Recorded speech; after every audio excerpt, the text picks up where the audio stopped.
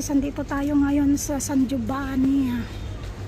Tayo ay mamamalengke. Ayan, diba? Mamimalengke tayo ng mga gulay. Ito lang, San Giovanni di Dio. Oh, diba? Ang daming mga fresh na gulay ngayon. Gusto ko yung saluyot eh. Oh, meron silang saluyot.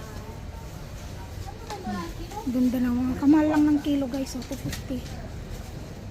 Nagmalang kilo ng mga gulay nila. Yan, hanggang ganyan. 3.99 ang kilo. Mas malang kilo dito sa palengke, dito sa San Giovanni kaysa Vittorio. May kangkong, petsay. Ano masabi niyo? Mga gulay din sila ito.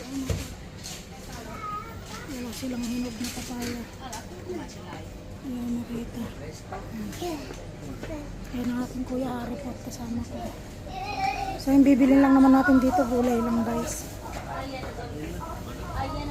Ito pa ito na kukuha ko.